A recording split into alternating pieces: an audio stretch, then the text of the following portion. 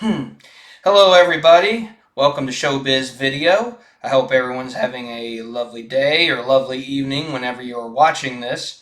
But I'm going to show you some of my favorite and what I true to be very influential old school horror and sci-fi films, including at the end the most influential anthology TV series of all time.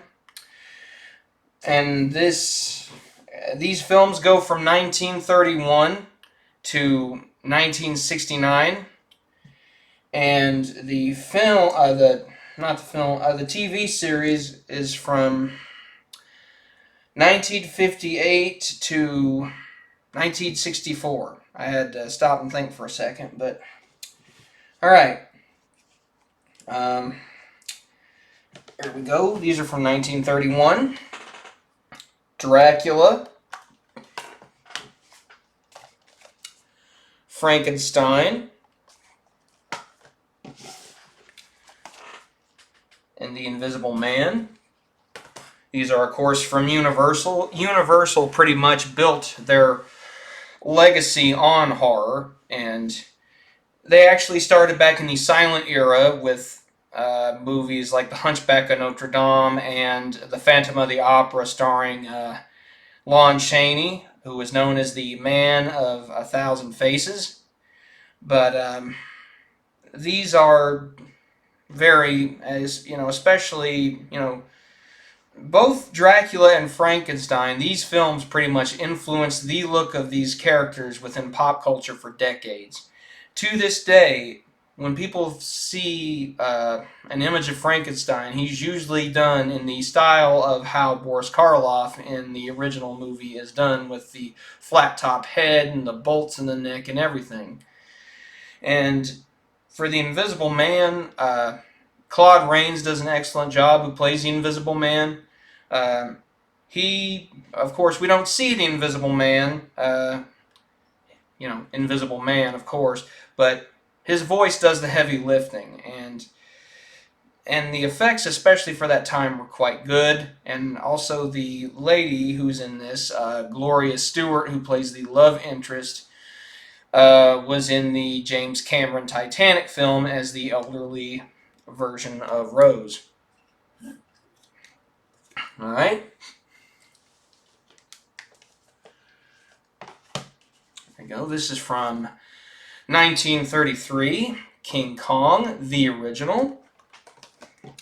From 1951, these next two films are The Day the Earth Stood Still and The Thing from Another World. Um, King Kong is definitely a classic. This is old school Hollywood at its best.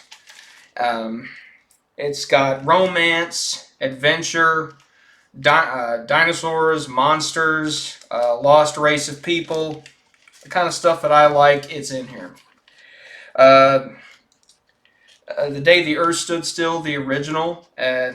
Michael Rennie has a great performance in this, and one of my favorite movie robots, Gort, is an awesome addition to this film. He has a cool look. He's not my absolute favorite, but he is definitely very good, and those are definite. The Thing from Another World was later remade in 1982 as John Carpenter's The Thing. James Arness plays the Thing in this movie. That's no spoilers, because that's on the cover. And he's not like the Carpenter version of The Thing. He's not a shape-shifting, almost Lovecraftian horror, but a killer spaceman. Basically, Klaatu from The Day the Earth Stood Still, but evil. Alright. We got a movie coming up from 1953. The next one is from 1954. And also, the movie after that's from 54. I'm having trouble with the years. But the original, The War of the Worlds, I highly recommend. This is another cornerstone in sci-fi filmmaking. This, along with the other two movies, The Thing and The Day the Earth Stood Still, along with another movie coming up are a great way to break into 50s sci-fi if you haven't done so yet. Creature from the Black Lagoon. This is the 4K Steelbook edition, and the cover was done by Alex Ross. Them. This is a really awesome creature feature. And here is definitely, I would say, if you're going to start with a classic sci-fi movie from the 50s, I would definitely go with this one. Couldn't remember the year, sorry.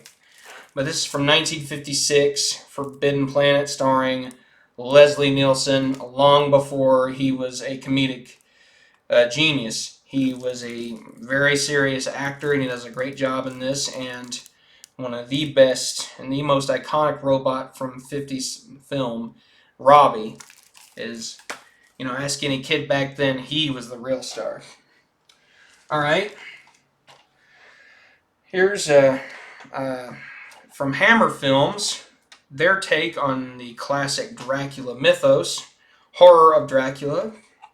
And this was Christopher Lee's, first movie as Count Dracula. He played Dracula for 7 years, and my favorite version of the